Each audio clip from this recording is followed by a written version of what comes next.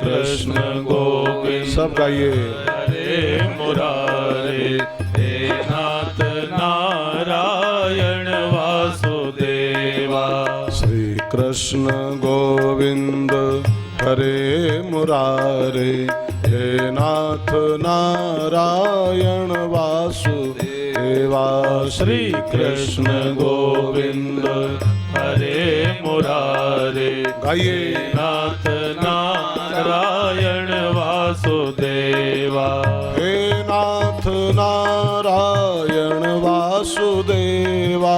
हे नाथ नारायण वासुदेवा। हे नाथ नारायण वासुदेवा। हे नाथ नारायण वासुदेवा। श्री कृष्ण गोविंद हरे मुरारे हे नाथ नारायण वासुदेवा। श्री कृष्ण गोविंद हरे मुरारे हे नाथ नारायण वासुदेवा।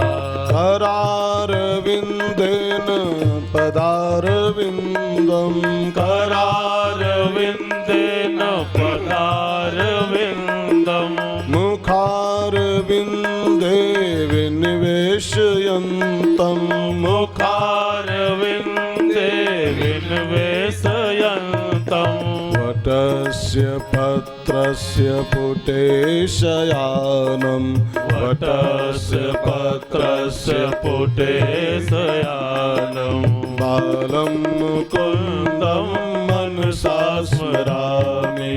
श्रीकृष्ण गोविन्द हरे मुरारे हे नाथ नारायण वासुदेवा। श्रीकृष्ण गोविंद हरे मुरारे हे नाथ नारायण वासुदेवा। श्री कृष्ण गोविंद हरे मुरारे हे नाथ नारायण वासुदेवा। मेरो प्यारो नंद लाल किशोरी राधे। मेरो प्यारो नंद लाल किशोरी राधे। मेरो प्यारो नंद लाल किशोरी राधे। मेरो प्यारो नंद लाल किशोरी राधे।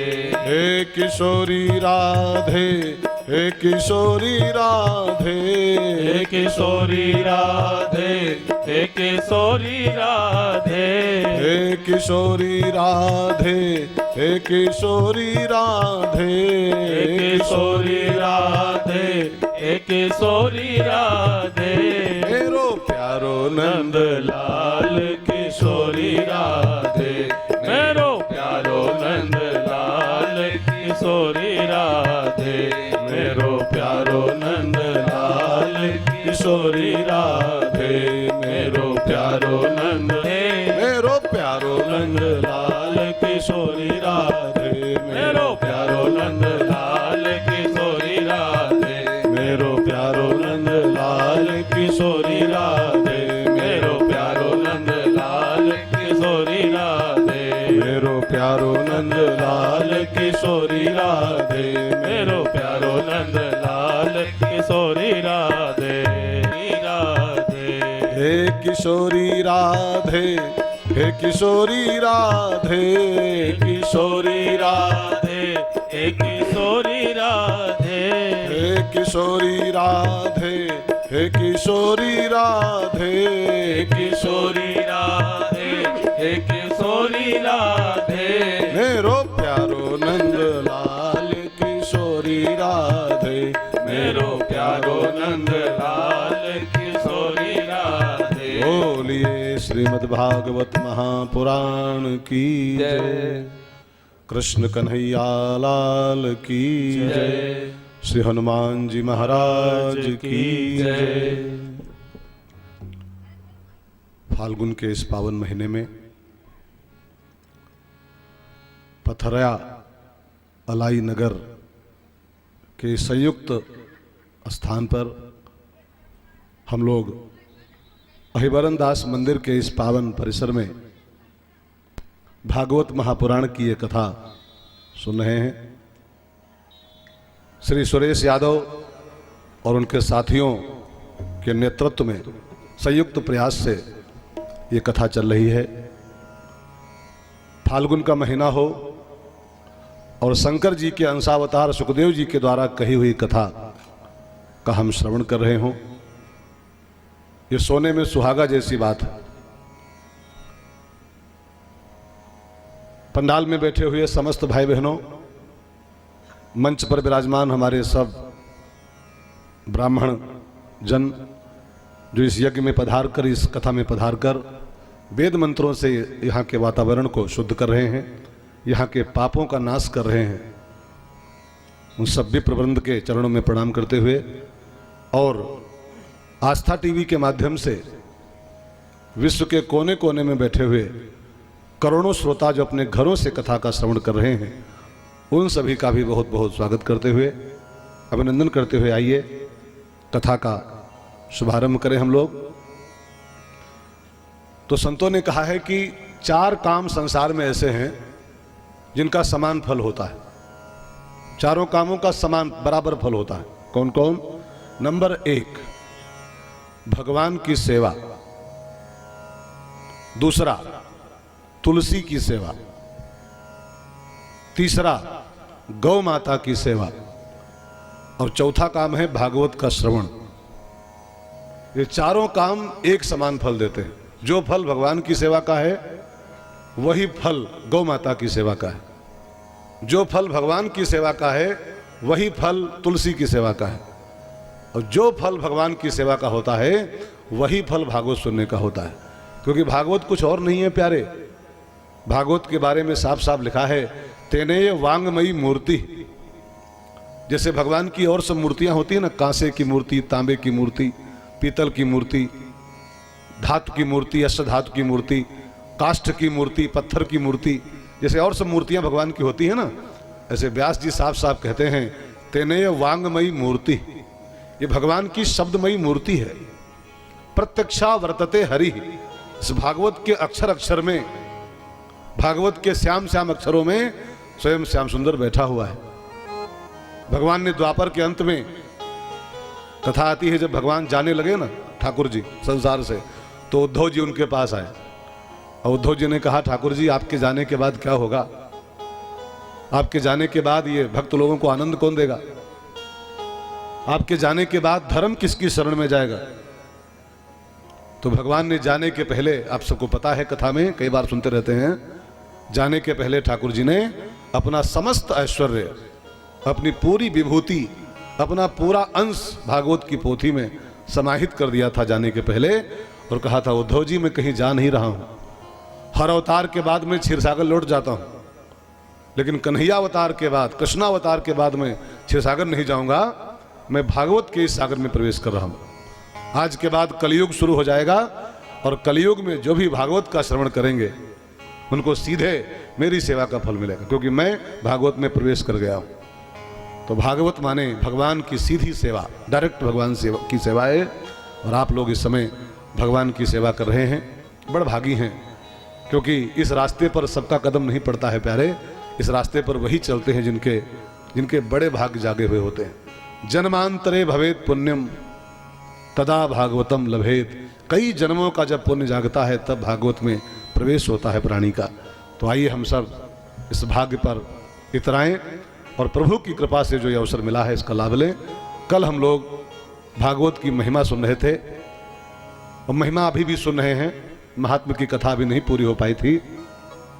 कल आपने सुना था नारद जी ने इस भागवत के द्वारा भक्ति और ज्ञान वैराग का उद्धार किया। जो दुखी थे तीनों प्राणी, भक्ति रो रही थी, ज्ञान वैराग्य बेहोश पड़े थे, बीमार थे, भागवत का अनुष्ठान किया, तीनों स्वस्थ हो गए, तीनों मस्त हो गए। तो इंसान के भीतर की भक्ति को मस्त करने वाली, इंसान के ज्ञान वैराग को बढ़ाने वाली, जगाने वाली कथा है भागवत। और सच मानना, अगर भागवत से तीनों जाग रहे हैं आपके अंदर तो भागवत सफल। अगर आप पंडाल में आए हो और आपकी भक्ति अगर मस्त हो गई है पंडाल में आके अगर आपका ज्ञान जाग गया है, पंडाल में आके अगर आपका वैराग्य जाग गया है, तो आपका भागवत में आना सार्थक। और अगर ये सब नहीं हुआ है और खाली ताली बजाए और प्रसाद खाए और चले गए, मुंडी हिलाए, तो फिर यहां आना लगभग बेकार हो गया। और सच मानिए, एक जगह मैंने पढ़ा था कि जिस भागवत के पंडाल में जाने से, साफ साफ लिखा है, जिस भागवत के पंडाल में जाने के बाद हमारी भक्ति नहीं बढ़ रही है, हमारा ज्ञान नहीं जाग रहा है, हमारा वैराग्य नहीं बढ़ रहा है, तो शास्त्र में साफ साफ लिखा है कि उस पंडाल में नहीं जाना चाहिए। वहां खाली टाइम की बर्बादी हो रही है। साफ साफ लिखा, मैं ऐसे नहीं बोल रहा हूं, लिखा है श्लोकों में, यस्मिन शास्त्रे च पुराणे च हरिर्भक्तिर न जायते न श्रूयताम तद शास्त्रम यदि ब्रह्मा स्वयं बदे। चाहे ब्रह्मा स्वयं बैठे व्यास गद्दी पर भागवत बांच रहे हों, पुराण बांच रहे हों, लेकिन जिस पुराण को सुनने से हमारी भक्ति नहीं बढ़ रही है, हमारा ज्ञान नहीं जाग रहा है, हमारा वैराग्य नहीं प्रबल हो रहा है, तो ना श्रूयताम तत्शास्त्रम, उसको नहीं सुनना चाहिए। क्योंकि वहां समय की बर्बादी खाली कर रहे हो, चाहे ब्रह्मा भले बैठे बांच रहे हो, उसको नहीं सुनना चाहिए। वो समय का वेस्टेज है केवल वहां पर। तो अगर भागवत के पंडाल में आने के बाद भक्ति ज्ञान वैराग्य बढ़ रहा है, तो भागवत का उद्देश्य पूरा हो रहा है। नारद जी ने इस कथा के द्वारा भक्ति को जगाया, ज्ञान वैराग्य को स्वस्थ किया। और फिर अगली कथा आती है धुंधकारी का चरित्र। धुंधकारी के इस पावन प्रसंग में हम लोग प्रवेश करें। इस भागवत का एक सिद्धांत है भाई बहनों, कितना भी पापी से पापी प्राणी हो, पापाचार से उसका जीवन पूरा भरा हुआ हो, जिंदगी में एक बार भागवत का श्रवण ठीक से कर ले, वो ठीक से, तो धुंधकारी के ऐसे पापी का उद्धार जब भागवत कर सकती है, तो हमारा आपका भी उद्धार कर सकती है। बस शर्त है कि भागवत सुनिए ठीक से। तो धुंधकारी कौन था, धुंधकारी ने क्या किया था अपने जीवन में, भागवत से कैसे उसका उद्धार हुआ, बहुत ही प्यारी कथा है महात्मा की चर्चा में। आइए इसको सुने हम लोग। मेरो है गोविंद मेरो है, गोपाल मेरो है, श्री राधा रमण नंदलाल मेरो है, श्री राधा रमण नंदलाल मेरो है, श्री बाके बिहारी गोपाल मेरो है, श्री बाके बिहारी गोपाल मेरो है, गोविंद मेरो है, गोपाल मेरो है, गोविंद मेरो है, गोपाल मेरो है, गोविंद मेरो है, गोपाल मेरो है, गोविंद मेरो है, गोपाल मेरो है, श्री राधा रमण गोपाल मेरो है, श्री राधा रमण गोपाल मेरो है, श्री बाके बिहारी नंदलाल मेरो है, श्री बाके बिहारी नंदलाल मेरो है, गोविंद मेरो है, गोपाल मेरो है, गोविंद मेरो है, गोपाल मेरो है, गोविंद मेरो है, गोपाल मेरो है, गोविंद मेरो है, गोपाल मेरो है, श्री बाके बिहारी नंदलाल मेरो है, श्री बाके बिहारी नंदलाल मेरो है, श्री राधा रमण गोपाल मेरो है, श्री राधा रमण नंदलाल मेरो है, गोविंद मेरो है, गोपाल मेरो है, गोविंद मेरो है, गोपाल मेरो है, गोविंद मेरो है, गोपाल मेरो है, गोविंद मेरो है, गोपाल मेरो है। तो भागवत के पहले स्कंध में हम लोग प्रवेश करें। पहले स्कंध के पहले अध्याय का पहला श्लोक, जन्माद्यस्य, बिल्कुल पहला शब्द निकालो अगर भागवत का, श्लोक भी छोड़ दो, पहला शब्द पकड़ो। तो पहला शब्द क्या है, जन्म। जन्म और बिल्कुल लास्ट पेज खोलो भागवत का, आखिरी शब्द देखो क्या है, तो लिखा है नमामि हरिम परम। अंतिम शब्द है परम। जन्म से भागवत शुरू हुई और परम पर भागवत पूरी होती। जन्म टू परम, जन्म टू परम, ये जो यात्रा है, इस यात्रा का नाम है भागवत महापुराण। मैंने भागवत कहना चाहती है, इसका संदेश है ये कि जन्म तो मिला, जन्म तो हुआ है, सबका होता है, कुत्ता का भी होता है, बिल्ली का भी होता है, आपका भी हुआ, हमारा भी हुआ, रामकृष्ण परमहंस का भी हुआ था, सबका जन्म होता है, ठीक है ना। लेकिन जन्म हुआ और परम नहीं मिला। अगर जन्म पाए और परम को नहीं पाए, परम माने परम तत्व, परम माने परम आत्मा, परम माने परम सत्य, परम माने जो भी कह लो आप, ठीक है ना। जन्म हुआ और परम नहीं मिला, परम तत्व नहीं मिला, तो शास्त्र माने भागवत कहना चाहती है आपका जन्म अकारत हो गया, व्यर्थ हो गया। आपने कभी विचार किया भाई बहनों कि जन्मदिन क्यों मनाते हैं? जन्मदिन मनाते हैं ना कि आज 49 हो गए, 50 हो गए, 22 हो गए, 23 हो गए। ये क्यों मनाते हैं कि आज 22वां जन्मदिन हो गया, 23वां हो गया? इसकी परंपरा क्यों बनाई गई? जानते हैं? ये मानो संतों की एक प्रक्रिया थी याद कराने की कि 49 साल के हो गए, 49वां आपका आज पूरा हो गया, अभी तक कुछ नहीं कर पाए, अब जागो, 49वां तो हो गया, तो हो गया, अब 50वां बर्थडे आएगा कि नहीं आएगा, इसका कोई एफिडेविट किसी के पास नहीं है। अच्छा ये बताओ, मान लो कोई भाई हो और 21 साल का हो गया हो, उसका 21वां बर्थडे मना दिया गया हो, अच्छा उसका 22वां बर्थडे आएगा कि नहीं आएगा, इसका कोई दावा है किसी के पास? कोई लिखा पढ़ी है कि 22वां भी पड़ेगा, 23वां भी आएगा, 24वां भी आएगा? नहीं ना। 22वां पड़ गया तो पड़ गया, अब 23वां आएगा कि नहीं आएगा इसका भरोसा नहीं। ये जो हो गया सो हो गया, 22 के हो गए, चाहे 49 के हो गए, चाहे 72 के हो गए सो हो गए। अब जो आगे वाला दिन बचा है, चाहे वो 2 दिन बचे हो, चाहे 1 घंटा बचा हो, इसको चाहो तो संवार लो। ये तो बीत गया आपका, ये हो गया, निपट गया है। जो बचा है इसको बढ़िया बनाओ। तो जन्म से भागवत शुरू होती है और परम इसका अंतिम शब्द है भागवत का। माने जन्म तो मिला है लेकिन परम को पाने के लिए मिला है। जन्म पाए और परम को नहीं पाए तो व्यर्थ हो जाएगा। एक संत बोल रहे थे महात्मा जी कि अगर जीवन का अर्थ नहीं जान पाए और अर्थी पे लेटना पड़ गया, अगर बिना अर्थ के अगर अर्थी पे लेट गए तो आप समझ लो कि आपका सारा जीवन व्यर्थ हो गया। अर्थी आए उसके पहले अर्थ आना चाहिए जीवन में। अर्थ माने हम क्यों यहां पैदा हुए थे, मानव के चोले में हमको क्यों भेजा गया है। 84 लाख योनियों में से भगवान ने विशेष कृपा करके हमको ये मानव का जीवन क्यों दिया है, इसका उद्देश्य क्या है। अगर ये अर्थ नहीं निकाल पाए और अर्थी में लेट गए तो चाहे 90 साल जिए हो, चाहे 98 साल जिए हो, संत कहते हो सब आपका व्यर्थ हो गया पूरा। अर्थी के पहले अर्थ जानना चाहिए, क्यों मिला है मानव का चोला, क्यों आए, क्यों जन्म मिला है, परम को पाने के लिए। तो भागवत का पहला शब्द है जन्म और अंतिम शब्द है परम। ये भागवत का मैसेज है पूरी कथा का। परम को पाओ, भजन करके भगवान को पाओ।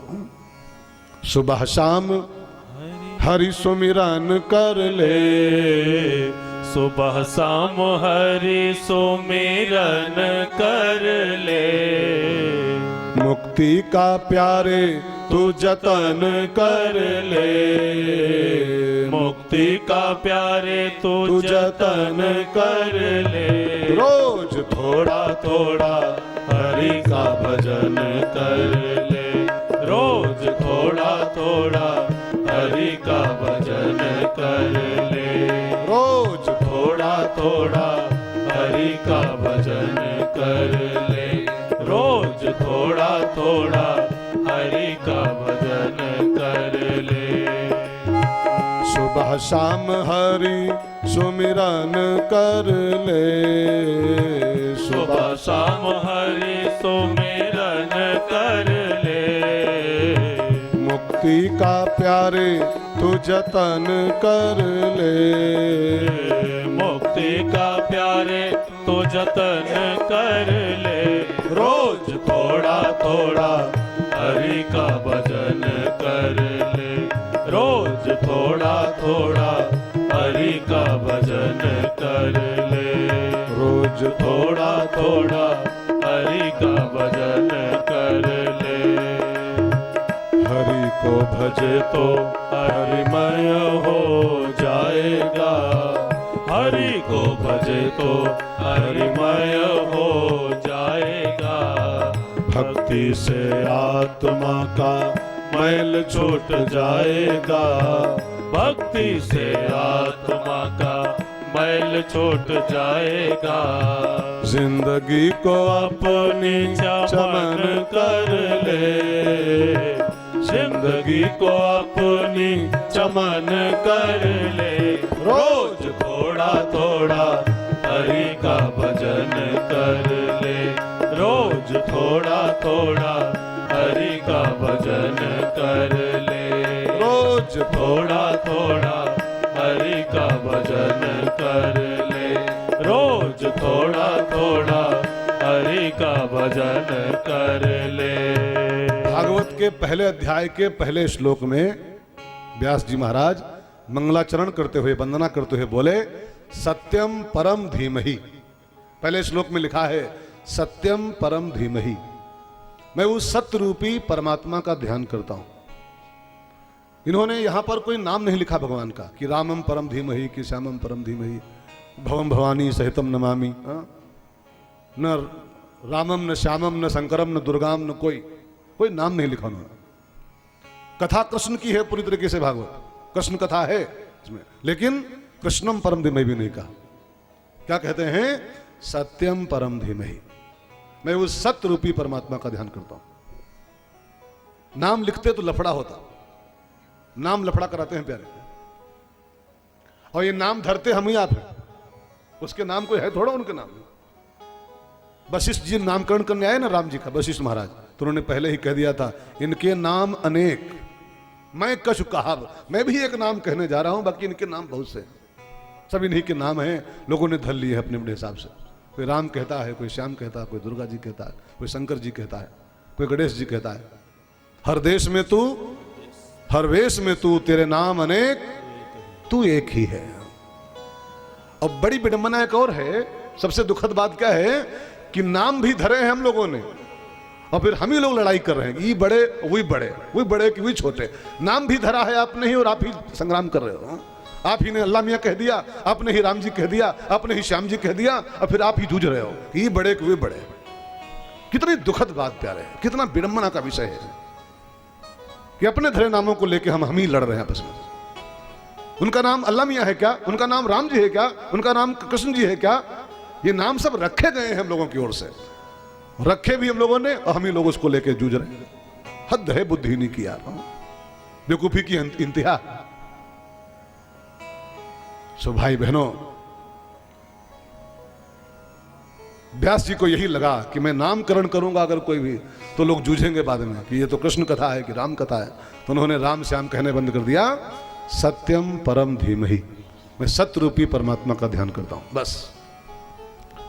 एक बार राष्ट्रपिता से पूछा गया, राष्ट्रपिता महात्मा गांधी से, आपका भगवान कौन है? राम, श्याम, कन्हैया, दुर्गा, भगवती, गणेश, आपका भगवान कौन है? तो राष्ट्रपिता को लगा अगर मैं राम बोल दूं कि राम मेरा भगवान है, तो राष्ट्रपिता हूं, फिर बाकी सब दुखी हो जाएंगे, मुसलमान दुखी हो जाएंगे, ईसाई दुखी हो जाएंगे कि राष्ट्रपिता कह रहा राम मेरे भगवान है। तो उन्होंने बिल्कुल साफ साफ जवाब दिया, ट्रूथ इज गॉड, सत्य ही मेरा परमात्मा है। सत्यम परम धीमहि, व्यास का वचन है, सत्य ही परमात्मा है। आपने एक कथा सुनी होगी, वो जो महीने बाद वाली कथा होती है, वो 5 शंख वाली, 5 शंख बजते हैं। कौन कथा, कौन सी है? सत्यनारायण। इस सत्यनारायण का मतलब जानते क्या होता है? उसका मतलब क्या है? सत्यनारायण का बिल्कुल साफ साफ अर्थ है, सत्य ही नारायण है, सत्य ही परमात्मा है। अब उसको आप जो नाम देना चाहो वो नाम दे दो, सत्य ही परमात्मा है, सत्य ही नारायण। व्यास जी ने यही बुद्धिमानी किया, सत्यम परम धीमहि, सत्य रूपी परमात्मा को मैं प्रणाम करता हूं, कथा शुरू कर रहा हूं। फिर व्यास जी ने भागवत का शुभारंभ किया है, और नीम सार की पावन धरती पर एक कथा चल रही है। सूत जी महाराज बोल रहे हैं, और सौनक आदि ऋषि मुनि बैठे सुन रहे हैं। तो सौनक जी ने जब कथा की महिमा सुनी ना, भागवत की महिमा, इतनी महिमा भागवत की है, तो सौनक जी खड़े हुए अपनी जगह पर और कहा, गुरु जी अब कथा बाद में सुनाना, पहले हमारा एक सवाल है उसका उत्तर दो। जिस भागवत की आपने इतनी महिमा गाई है, इतना बखान किया है, धुंधकारी को तारने वाली, ज्ञान वैराग को जगाने वाली, सारे शास्त्रों का सार, तो मैं जानना चाहता हूं कि इतनी कीमती कथा जो व्यास भगवान ने लिखी, भागवत महापुराण, तो किसकी प्रेरणा से लिखी, उनका गुरु कौन था? देखिए एक जिज्ञासा ये भी होती है, जैसे हमसे कई लोग मिलते हैं, महाराज जी आप कथा किससे सीखे हो? कई लोग आते हैं, महाराज जी एक बात बताओ, किससे सीखे हो कथा कहना, कौन गुरु जी आपके हैं?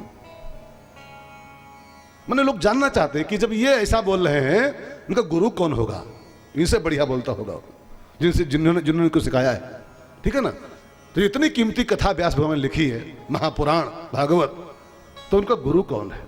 किसकी प्रेरणा से ये काम उन्होंने किया, किसकी सलाह से ये काम हुआ? तो ये जब जिज्ञासा संतों ने जनाई कि इनका गुरु कौन था, किसकी प्रेरणा से भागवत तैयार हुई, तो बड़ी प्यारी कथा सूत जी बोले हैं, आप भी ध्यान देकर सुनिए। व्यास भगवान ने भागवत कैसे लिखी थी, किसके कहने पर लिखी थी, क्यों लिखी थी, एक पूरा प्रसंग आता है पहले अध्याय में भागवत के। आइए सुने इसको। सूत जी बोले, ऋषियों, व्यास जी जो इनकी रचना है ये भागवत, ये भगवान विष्णु के 17वें अवतार है, 17th अवतार, 24 में से 17वें, ठीक है ना? ये द्वापर में इनका अवतार होता है, द्वापर के अंतिम चरण में। और जब ये आते हैं संसार में व्यास जी, पराशर जी के बेटे बन करके, तो ये सबसे पहला काम करते हैं, वेद का विस्तार करते हैं, वेद व्यास। व्यास जी के पहले वेद एक होता है, व्यास जी आते हैं तो 4 बनाते हैं, उसका विस्तार करते हैं, फिर वेदों का भाष्य करते हैं, फिर वेदों के सिद्धांतों को समझाने के लिए 18 पुराणे लिखते हैं, कथाओं के रूप में कई पुराणे लिखते हैं। और ये सब करने के बाद महाभारत के ऐसा 5वां वेद लिखते हैं। और ये सब करने के बाद भी व्यास जी को शांति नहीं मिल रही अंदर से। इतना बड़ा महाभारत लिखा, वेदों का विस्तार किया, तमाम पुराणे लिखी, अंदर संतुष्टि नहीं हो रही। तो व्यास जी को लगा, यार इतना बड़ा बड़ा मैंने काम किया है और अंदर शांति क्यों नहीं हो रही, इसका मतलब है कि कोई कमी रह गई हमारे काम में। और आप भी प्यारे नोट कर लो इस बात को, अगर आपको आपका काम संतुष्टि नहीं दे रहा है, तो इसका मतलब है कि आपके काम में कोई त्रुटि रह गई। जैसे मैं कथा बाँच रहा हूँ, इस कथा कह रहा हूँ, अभी जब आरती हो शाम को और मैं जब व्यास गद्दी से नीचे आऊँ, ठीक है ना, अब मुझे लगे, अपने आप लगे अंदर से, वाह मजा आ गया, हमको मजा आ जाए जो मैंने कथा कही है, तो इसका मतलब है कि मैंने आज अपना काम ठीक ढंग से किया, ठीक है ना। और अगर हम यहाँ से उतरें, हमें लगे उतरते ही कि यार इससे बढ़िया थोड़ा और होता, थोड़ा मैं चूक गया, या और ऐसा होता तो और अच्छा होता, इसका मतलब है कि हमारे काम में आज कोई कमी रह गई, इसलिए हमको शांति नहीं मिल पा रही। इस बात का परिचय है ये। अगर आपको आपके काम से संतुष्टि नहीं मिल रही है, इसका माने कोई त्रुटि रह गई उसमें। जैसे माताएं खाना बनाएं और जब खाना खुद खाने बैठे, खुद जब खाने बैठे थाली परोस करके, और दाल वाल जब बोरें और लगे कि यार मजा नहीं आया, तो इसका माने आज कोई कमी रह गई। हमको ही जब संतुष्टि मिले अपने काम से, इसका मतलब हमने काम को ठीक से संपन्न किया, ठीक है ना। तो व्यास जी बेचारे इतने बड़े बड़े काम किए और लगे उनको कि कुछ मेरा संतुष्टि नहीं मिल पा रही अंदर से, क्या कमी रह गई। आंखें मूंद के कमी ढूंढना शुरू किया अपने, क्या कमी रह गई। तो अपनी कमी अपने आप दिखाई कहाँ पड़ती भाई बहनों, अपनी कमी जो आपे देख पाओ तो फिर हाँ, फिर तो सब कामें बन जाए, कामें हो जाए। हर इंसान यदि अपनी कमी देखना शुरू कर दे और दिखाई पड़ जाए उसको अपनी कमी, तो एक एक इंसान हिंदुस्तान का साधु बन सकता है, संत हो सकता है। लेकिन विडंबना है कि हम दूसरों में कमी निकालते हैं, तुम्हारे में कमी है, तुम्हारे में कमी है, तुम्हारे में कमी है, अब पूछो तुम्हारे में, हमारे में कोई कमी नहीं है। एक गालिब की बड़ी प्यारी शेर है साहब, मिर्जा गालिब की लिखी हुई।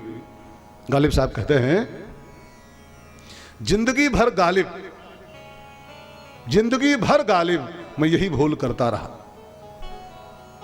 शेर पे ध्यान देना, जिंदगी भर गालिब मैं यही भूल करता रहा, और धूल चेहरे पर थी वह आईना साफ करता रहा। जिंदगी भर खाली इंसान शीशा पोंछता रहता है और गंदगी चेहरे में होती है, चेहरा साफ कर लो, शीशा तो ऐसे भी साफ दिखाता है आपको। गंदगी यहाँ है और पोछा वहां मारा जा रहा है। हाँ? हर इंसान ही गलती कर रहा है, अपनी कमी इंसान नहीं देखता है। तुमरे में कमी, तुमरे में कमी, तुमरे में कमी, और पूछो तुमरे में तो हम दूध के धोए, एक को कमी नहीं, इसीलिए कुछ नहीं काम हो पा रहा है। व्यास जी बेचारे बहुत देर तक आंखें मूंदे रहे, अपनी कमी ढूंढते रहे, और जब कोई कमी नहीं पाए अपनी कमी, तब उनको लगा कोई संत इस समय अगर मेरे पास आ जाता और संत मुझको मेरी कमी दिखा देता, मैं उसको दूर कर लेता, मुझे शांति मिल जाती। कोई संत आ जाए, कोई संत आ जाए इस समय, ये विचार में डूबे थे व्यास जी। तभी वहां बजाते हुए अपना एक तारा, और नारद जी महाराज का प्रवेश हुआ व्यास गुफा पर। नारद जी महाराज गाते हुए आ रहे हैं व्यास जी के आश्रम की ओर। श्रीमन नारायण नारायण नारायण, श्रीमन नारायण नारायण नारायण, श्रीमन नारायण नारायण नारायण, श्रीमन नारायण नारायण नारायण, श्रीमन नारायण नारायण नारायण, श्रीमन नारायण नारायण नारायण, श्रीमन नारायण नारायण नारायण, लक्ष्मी नारायण नारायण नारायण, लक्ष्मी नारायण नारायण नारायण, श्रीमन नारायण नारायण नारायण, श्रीमन नारायण नारायण नारायण,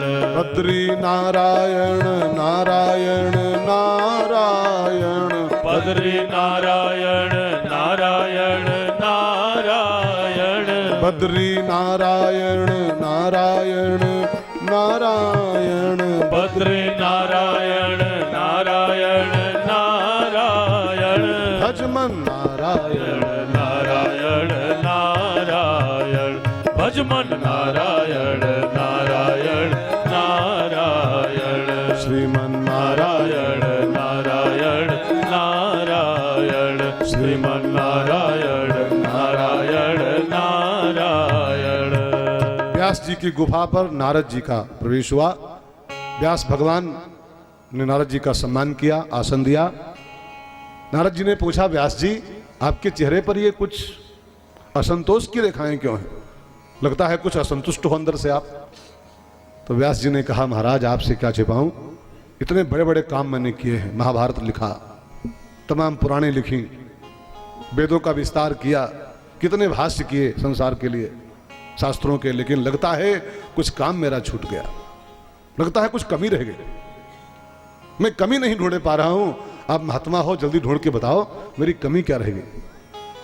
तो नारद जी ने कहा, व्यास जी सच में आपसे कमी रह गई। मैंने आपके तमाम ग्रंथ पढ़े, शिव पुराण पढ़ा, देवी पुराण पढ़ा, महाभारत पढ़ा, तमाम किताबें आपकी मैंने पढ़ी हैं। आपने अभी तक जो कुछ भी लिखा है महाराज, वो सब ज्ञान प्रधान, वैराग्य प्रधान, कर्म प्रधान, धर्म प्रधान, ये सब लिखा है। अभी तक आपकी कलम से एक भी कथा ऐसी नहीं निकली है, एक भी किताब ऐसी नहीं बनी है जो खाली प्रेम प्रधान हो, भक्ति प्रधान हो।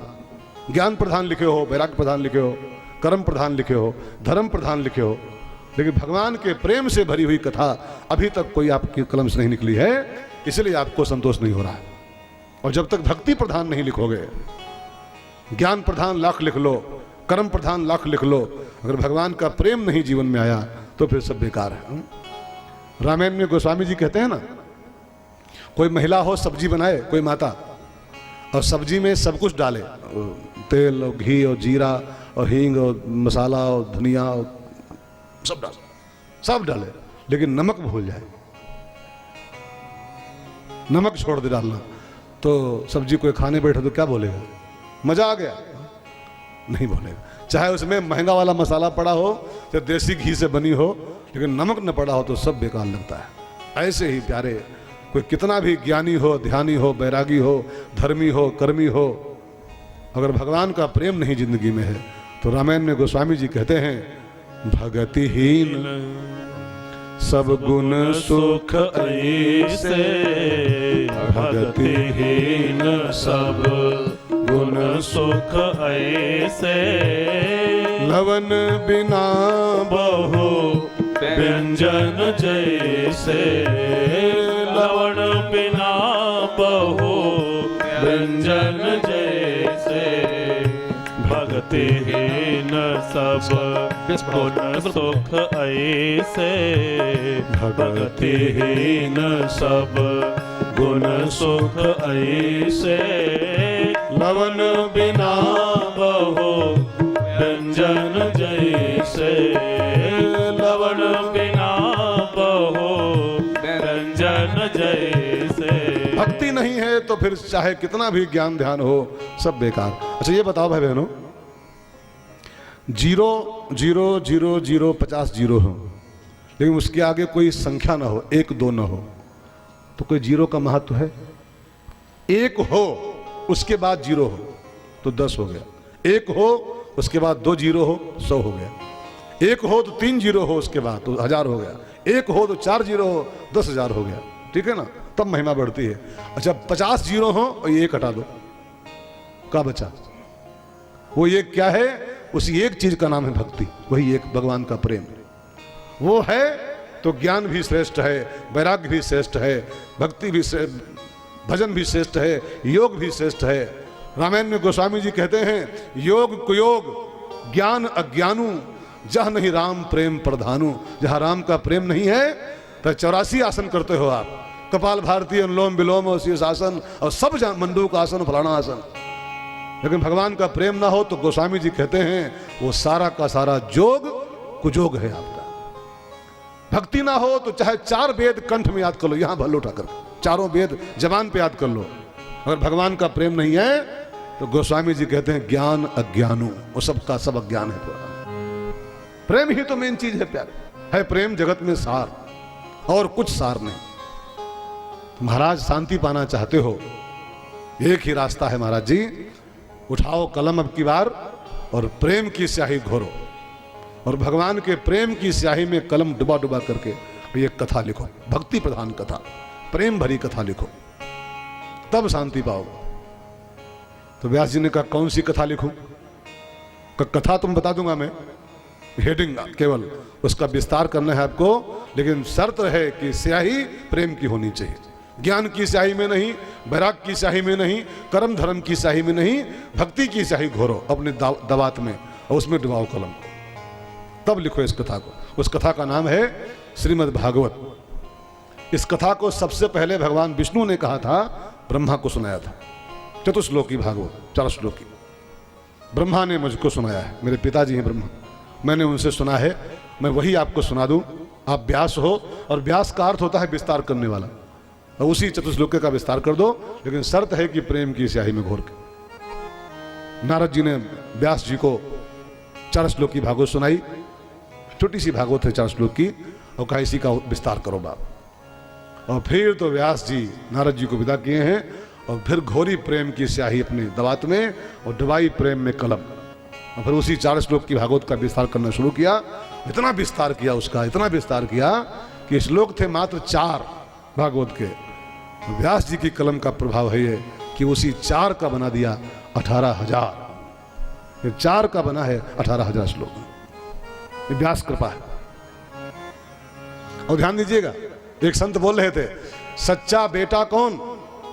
सच्चा पुत्र वही है जो अपने पिता की संपत्ति का विस्तार करे, और सच्चा शिष्य कौन? जो अपने गुरु के ज्ञान का विस्तार करे। व्यास जी शिष्य हैं, नारद जी गुरु हैं, नारद जी से दीक्षा लिया, उन्होंने ज्ञान लिया है, लेकिन सच्चा चेला कौन? जो गुरु से इतना पाया हो, उसको इतना बढ़ाया हो, वही सच्चा चेला होता है। विवेकानंद की ऐसा शिष्य। रामकृष्ण कितना पाए होंगे विवेकानंद जी? रामकृष्ण महाराज से इतना पाए थे विवेकानंद जी, इतना, और उसका विस्तार किया, अमेरिका तक उनका झंडा ऊंचा हो गया। रामकृष्ण का झंडा बंगाल में ही खाली था, अब उनकी ख्याति फैल रही, लेकिन तब नहीं थी बहुत ख्याति। फिर विवेकानंद से इतना मिला उनको, और उन्होंने उसका झंडा उठाया जो अमेरिका, शिकागो, जाने कहां कहां हिंदू धर्म का झंडा फहरा दिया उसने। ये शिष्य का धर्म है। बेटे का धर्म होता है पिता की संपत्ति बढ़ाए, और शिष्य का धर्म होता है गुरु से ज्ञान जो प्राप्त उसको बढ़ाए। 4 पाए थे, उसके बना दिए 18,000 श्लोक। फिर तो जब तैयार हो गई भागवत, ऐसी कथा मिलती है कि व्यास जी जब इस कथा को बनाए थे ना, तो पहले मानसिक बनाए थे, मन में बनाए थे, क्योंकि तब बहुत बूढ़े हो गए थे, जर्जर, लिख नहीं पाते थे। कलम पकड़े तो हाथ कांपता था उनका। ये होता है, देह का धर्म है। कई लोग हैं जो 90 साल के, उनको चाय पिलाओ, चाय 2 कप, तो उनका यूं होता है, यूं चाय नहीं भी पता होता है, बीमारी होती है, बुढ़ापा अपना काम करता है। तो व्यास जी बूढ़े हो गए थे, कलम नहीं पकड़ पाते थे, अब भागवत पूरी बना लिया मन में। तो हुआ कि इसको लिखे कौन? किताब नहीं बनेगी तो संसार को कैसे मिलेगी? मन में तो बन गई, लिखे कौन? मैं तो लिख नहीं पाऊंगा, कलम कांपती है, हाथ कांपता है। तो गणेश जी का आवाहन किया। गणेश जी, मैंने बहुत कीमती कथा लिखी है, एक भागवत महापुराण, सीधे मुक्ति ग्रंथ है ये, संसार को, संसार सागर से पार करने वाला, लेकिन मैं इसको लिख नहीं सकता हूं महाराज, आप लिख दो इसको, मैं बोलूं आप लिखो। गणेश जी का आवाहन किया। गणेश जी आए, राजी हो गए लिखने को, लेकिन एक शर्त पे राजी हुए। लिखूंगा महाराज मैं, लेकिन शर्त मेरी यह है कि आपको 24 घंटा कथा बोलनी पड़ेगी। जब तक पूरी कथा खत्म नहीं हो जाएगी, आपको लगातार बोलना पड़ेगा। मेरी कलम बंद नहीं होनी चाहिए, बंद हुई वहीं बंद कर दूंगा। कथा जब पूरी हो तब बंद करना। 24 आवर पर डे और एवरी टाइम लगातार बोलना पड़ेगा। तो व्यास जी को लगा यार 200-400 श्लोक होते, 1000-2000 होते तो लगातार कोई बोल लेता। इतना मोटा ग्रंथ है, 18,000 श्लोक की बात है, लगातार कैसे बोल पाऊंगा? मना नहीं किए, गणेश जी शर्त रख दिए थे। तो व्यास भगवान ने भी एक शर्त रखा, महाराज आपकी शर्त मुझे मंजूर, लेकिन मेरी भी एक शर्त है कि मैं जो श्लोक बोलूं उसको लिखने के पहले उसका अर्थ लगाना होगा आप मन में, उसके बाद लिखना होगा। बिना अर्थ लगाए लिखोगे नहीं। तो गणेश जी को लगा हमारे लिए कौन मुश्किल काम, विद्या वारिद बुद्धि विधाता, बुद्धि के विधाता हमें, हमारे लिए क्या मुश्किल है। कहा चलो डन हो गई शर्त। उठाई कलम गणेश जी ने, व्यास जी बैठे बोलने के लिए। अब व्यास जी क्या होशियारी किए, 100 श्लोक बोल दें आसान, और 100 के बाद में एक श्लोक थोड़ा गूढ़ बोल दें। अब उसी गूढ़ श्लोक के अर्थ में गणेश जी ठिठक जाएं, और जब तक ठिठक के उसका अर्थ खोजें, व्यास जी 100 आगे वाले और याद कर लें पट से, और फिर 100 बोल के फिर ये गूढ़ बोल दें। ऐसे बड़ी होशियारी के साथ व्यास जी ने गणेश जी के हाथों ये भागवत लिखवा लिया।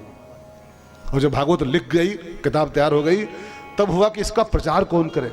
मैं तो बूढ़ा हूं, मैं तो किसी काम का हूं नहीं, इसका प्रसार कौन करे समाज में। बिना प्रचार की तो कोई भी चीज हो, बिना ऐड के तो कहां चलती है। कितना बढ़िया साबुन हो, उसका टीवी पे ऐड ना आए तो क्या उस किसी काम का है? कंपनी बंद हो जाएगी 1-2 साल बाद। ऐड बड़ी महिमा होती है, ऐड की प्यारे।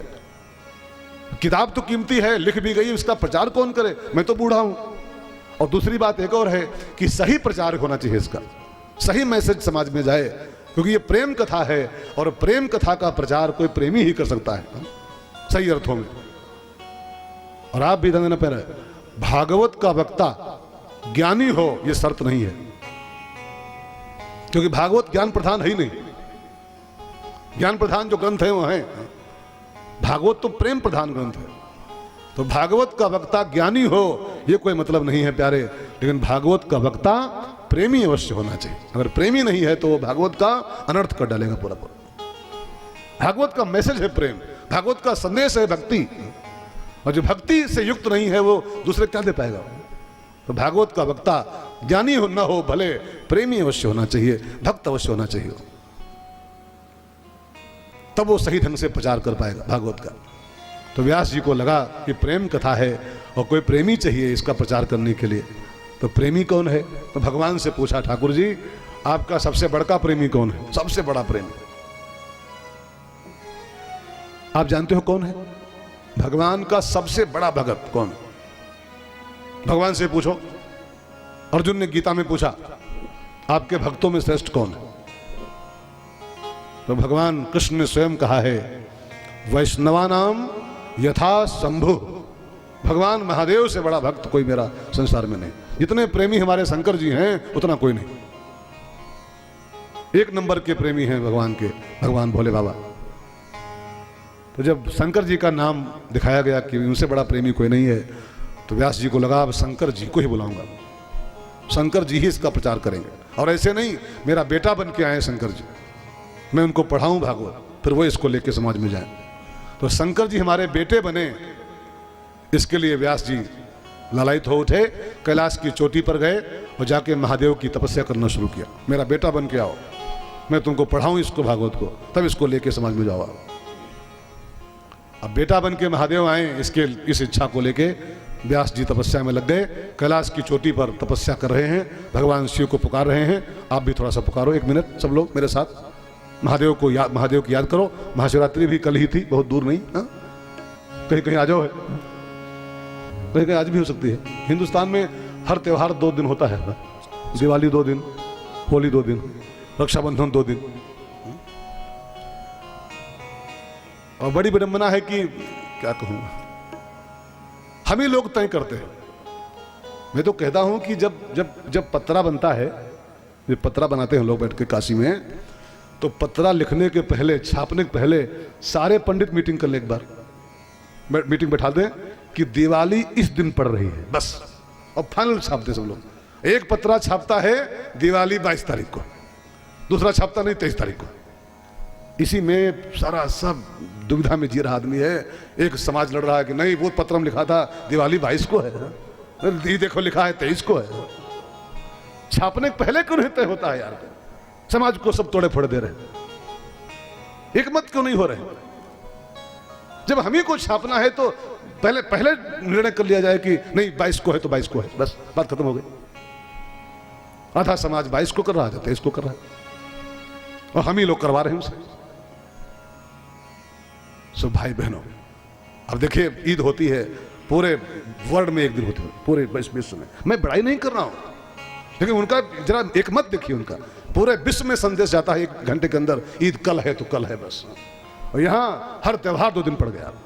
धीरे धीरे देखना, खिचड़ी 2 दिन पड़ती है, एक 14 को, एक 15 को, एक 16 को, 17 को। मैं कथा में कहा था यार, बुराई नहीं कर रहा हूं, ये एक मैं संदेश देना चाहता हूं। आखिरकार ये क्यों हो रहा है? जब हम ही को देना है संदेश, तो हम पहले अपने को तय कर लें कि कब है, बाद में छापे पत्र। सो भाई बहनों, कहा था यार, हाँ, शिवरात्रि की बात चल रही थी। तो व्यास जी कैलाश पर खड़े हैं, भगवान महादेव को पुकार रहे हैं। आइए थोड़ा सा गाएं हम लोग।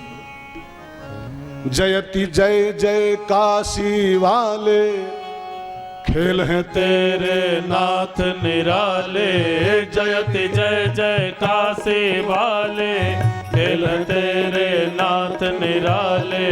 नाग गले में विषधर डाले। जय शंभो जय जय शंभो, जय शंभो जय जय शंभो, जय शंभो जय जय शंभो, जय शंभो जय जय शंभो। जयति जय जय काशी वाले, खेल हैं तेरे नाथ निराले। जयति जय जय काशी वाले, खेल हैं तेरे नाथ निराले। नाग गले में विषधर डाले। जय शंभो जय जय शंभो, जय शंभो जय जय शंभो, जय शंभो जय जय शंभो।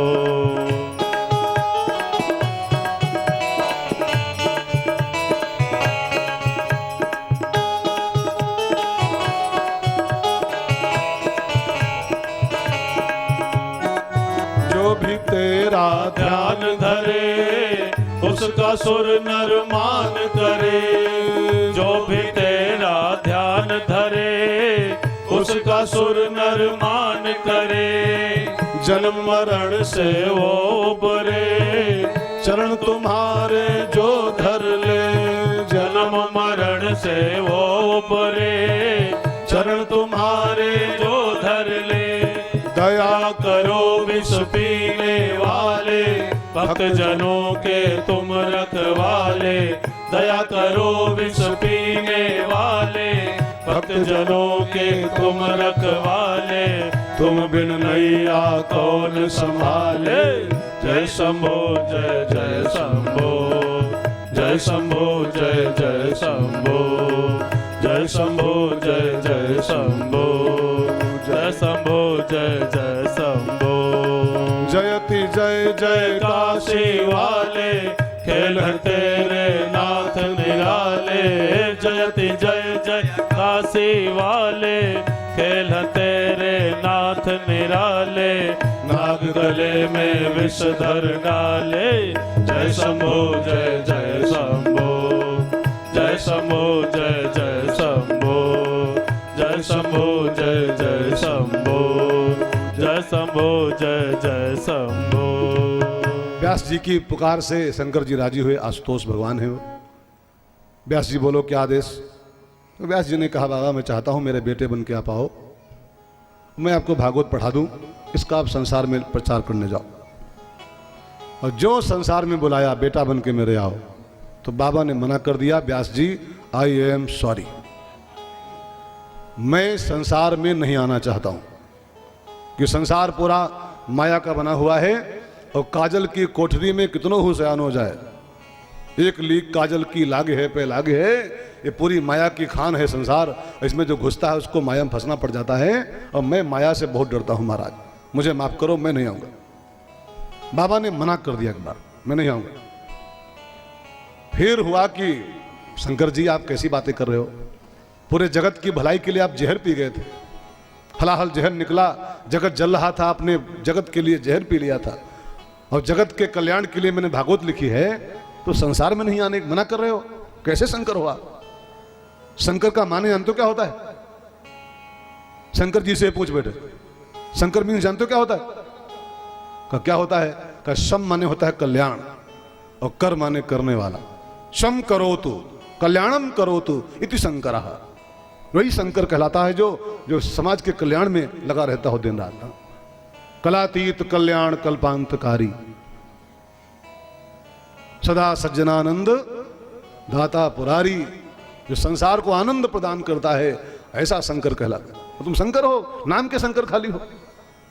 बाबा को लगा कि ठीक बोल रहा है व्यास, जगत को भागवत प्रदान करना है, जगत को आनंद देना है भागवत के द्वारा, मैं जहर पी सकता हूं तो संसार माने में क्या हो गया। और बाबा राजी हो गए, तो व्यास भगवान की पत्नी के उदर में समाविष्ट हो गए। व्यास पत्नी वट्टिका गर्भवती हुई और शंकर जी गर्भ में आ गए। अब हुआ कि कब पैदा होंगे, तो जनरल नियम यह है कि 9 महीना 10 महीना बच्चे का जन्म हो जाता है, 10वें महीने 9वें महीने।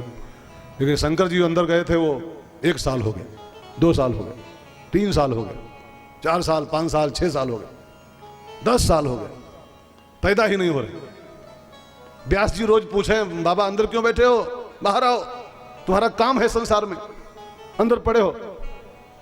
तो अंदर से आवाज आए व्यास जी माफ करना हम यही सेफ हैं, जब तक यहां हैं तब तक माया से बचे हुए हैं, संसार में पांव पड़ा कि माया में गया, मैं तो यही अच्छा हूं, माफ करना हमको यही हम बढ़िया है। 12 साल हो गए पूरे पूरे, अभी तक सुखदेव जी बाहर नहीं आए, शंकर जी जो अंदर थे। तब लिखा है कि स्वयं कन्हैया आए, भगवान स्वयं पधारे और आकर के जो अंदर बाबा थे उनको वचन दिया कि सुखदेव जी आप बाहर आओ प्लीज, मैं वचन देता हूं कि आपको मेरी माया टच नहीं करेगी, मायापति हूं मैं, उसको मैं डांट दूंगा, तुमको छुएगी नहीं, आप बाहर आओ, भागवत की देर हो रही प्रचार करने की, 12 साल हो गए आपको अंदर बैठे बैठे, प्लीज मैं वचन दे रहा हूं। और जब भगवान ने वचन दिया स्वयं मेरी माया आपको टच नहीं करेगी, तो 12 साल के सुखदेव जी बाहर आए। 12 साल की अवस्था में बड़े बड़े जटाएं सिर पर हैं, चौड़ा 12 साल की अवस्था उनकी थी। जब भागवत कहने आए थे 16 साल के उस समय थे, खोटस वर्षीय, 4 साल बीच में तपस्या की है सुखदेव जी। 12 साल की अवस्था उनकी है। पैदा हुए ज्यों ही नार भी नहीं कटने दिया, कोई संस्कार नहीं होने दिया, नालच्छेदन नहीं, जात कर्म नहीं, कोई संस्कार नहीं, नाल वाल उठाया हाथ में अपने और वैसे दिगंबर वेश में सुखदेव जी वन को चले गए तपस्या करने के लिए। व्यास जी को चिंता हुई, इकलौता बेटा हुआ, भागवत के लिए बुलाया गया, भागवत के लिए आए हैं और चले गए तपस्या करने, तो किसको पढ़ाएं भागवत। 2-3 साल बीते, तब व्यास जी ने सुखदेव जी को वापस लाने के लिए एक उपाय किया। क्या उपाय किया, तो लिखा है कि अपने कुछ होशियार शिष्यों को, जो बड़े काबिल उनके चेले थे, उनको भागवत महापुराण के 10-20 श्लोक याद कराए, बढ़िया बढ़िया अच्छे अच्छे श्लोक। और याद करा के पता लिखा दिया, फला जगह में जाओ, हमारा बेटा तपस्या कर रहा है सुखदेव, वो सब छोड़े छाड़े बैठा हुआ है, ध्यान में है, तुम वहीं जाके श्लोक ये याद करके जाओ, और जब कभी ध्यान से उठे हो, जब कभी तपस्या से उठे, नहाने वहाने जाए, तो उसके पीछे पीछे लग जाओ और श्लोक गा के सुनाओ उसको भागवत के। और इसमें ऐसा अट्रैक्शन है कि वो रुक नहीं पाएगा, फिर भागा चलाएगा मेरे पास, भागवत का अध्ययन करेगा मुझसे, मेरा उद्देश्य पूरा हो जाएगा। अब व्यास जी के 2-4 चेला भागवत के बड़े प्यारे प्यारे श्लोक याद किए, 10-20 श्लोक, और सुखदेव जी का जहां पता था, जहां बैठे थे वो, वहां पहुंच गए, उस जंगल में, आसपास झाड़ियों में रहे। और जब कभी उठे सुखदेव ध्यान से, 4-5 दिन बाद, 10 दिन बाद, जब कभी जागे और नहाने वहाने चले, तो व्यास जी के चेले भागवत के श्लोक गाते हुए उनके पीछे पीछे लग जाएं। अब भागवत के श्लोकों में ऐसी मिठास है प्यारे की सुखदेव जी रुक नहीं पाए, पूछ बैठे, भैया ये कहां से लाते हो तुम लोग, ये कहां से लाए हो, ये इतना मधुरता है इसमें, अधरम मधुरम बदनम मधुरम मधुराधिपते रखिलम मधुरम, इतना मिठास भरे श्लोक कहां से लेके आए हुए। तो व्यास जी के शिष्यों ने कहा, महाराज ये तो सैंपल है केवल, तो सैंपल, ऐसे ऐसे श्लोकों का पूरा एक स्टॉक है, स्टोर रूम है, ये तो खाली वानगी लेके आपके सामने है। उस ग्रंथ का नाम है श्रीमद् भागवत महापुराण। ऐसे श्लोकों का भंडार भरा उसके अंदर। कहा किसकी लिखी है? कहा आपके पिताजी व्यास जी महाराज जी की लिखी है। मेरे पिता की है? कहा हाँ। सुखदेव जी को लगा मेरे बाप की है तो फिर मेरी हो गई, तो बाप की चीज तो बेटे की होती है। अब तपस्या छोड़ दिया उन्होंने, भागे भागे व्यास जी के पास आए, पिताजी मुझको भागवत पढ़ाओ। और तपस्या छोड़ के सुखदेव जी भागवत का अध्ययन किए और पूरी भागवत कंठ में भर लिया उन्होंने, याद कर लिया उसको। अब देखिए, जब भागवत बन गई तो लिखने वाला आ गया गणेश, और जब लिख गई तो पढ़ने वाला आ गया सुखदेव, और जब पढ़ गई तो सुनने वाला आ गया मुजफ्फर। मुजफ्फर हम भूल जाते हैं, पुर और नगर में अंतर है। पुर नगर, मुजफ्फरपुर नगर, मुजफ्फरनगर के पास शुकताल गंगा जी के तट पर बैठा है एक प्यासा, भागवत सुनने के लिए तैयार बैठा है। उस प्यासे का नाम क्या है? परीक्षित। परीक्षित। ये सिस्टम देखिए प्रभु का, बन गई तो लिखने वाला आ गया, लिख गई तो पढ़ने वाला आ गया, और पढ़ गई सुनने वाला आ गया, तैयार बैठा है सुनने के लिए। परीक्षित जी महाराज सब छोड़े, राजपाट पत्नी बच्चे सब छोड़ के प्यास लिए बैठे हैं कि सुखदेव जी आए भागवत सुनाए हमको। तो संतों ने पूछा, महाराज ये परीक्षित जी कौन थे? ये कितने भाग्यशाली पुरुष संसार के थे जिनको धरती पर पहली बार भागवत सुनने का मौका मिला पृथ्वी पर। इसके पहले भागवत होती थी, वो सब ऊपर होती थी, परमहंसों की संहिता है। इसका एक नाम जानते क्या है? परमहंस संहिता। ये यहां नहीं होती थी कि पन्ना लगाओ और भागवत शुरू हो जाए। ये संसार में भागवत जो आई है ये परीक्षित की कृपा से आई है। ये परमहंसों की वाणी थी और वही होती थी परमहंसों के। मैं तो कथाओं में कहा करता हूं ना, संसार में 3 पी हैं, 3 पी, पी माने पा, 3 पा। अगर ना होते 3 पा तो 3 जो कीमती ग्रंथ अपने पास हैं ये नहीं होते संसार में। कौन कौन? रामायण, गीता और भागवत। इन 3 को लाने वाले 3 पा हैं। ये ना होते तो ये होते, लेकिन कहीं और होते, यहां नहीं होते ये ग्रंथ। कौन कौन कौन 3 पा? नंबर 1, पा से पार्वती। अगर न होती तो ये राम कथा संसार में नहीं होती। रच महेश निज मानस राखा, ये महादेव के अंदर का आइटम था। महादेव के भीतर थी राम कथा। वो तो पार्वती मैया जब पात्र बनी है और बहुत विनती किया है, बहुत विनती किया है, तब वो माल बाहर निकाला है। तब आज हम लोग पा रहे हैं रामायण पढ़ने को, सुनने को। ठीक है ना? तो पा से पार्वती अगर न होती तो रामायण संसार में नहीं होती। शंकर जी के कैलाश पर होती, यहां नहीं होती। नंबर 2, दूसरा पी कौन है? पी से पार्थ, पी फॉर पार्थ, अर्जुन। पार्थ न होता तो गीता संसार में नहीं होती। भगवान ने खुद कहा गीता में, हृदयम पार्थ, गीता मेरा हार्ट है, और मैं तो इसको अपना हार्ट निकाल के दे रहा हूं। भगवान का हृदय है गीता। वो तो अर्जुन की वो पात्रता थी कि वो पार्थ की, कि वो हार्ट बाहर आ गया ठाकुर जी का। न होता पार्थ तो गीता नहीं होती। थोड़ा सा प्रभु का नाम तो बनता है ना? बनता है, 1 मिनट बनता है। प्रभु का नाम हो जाए फिर सुनिए ध्यान देके, परीक्षित थे कौन, जन्म कैसे हुआ, भागवत कैसे मिली इनको। सब लोग गाओ मेरे साथ।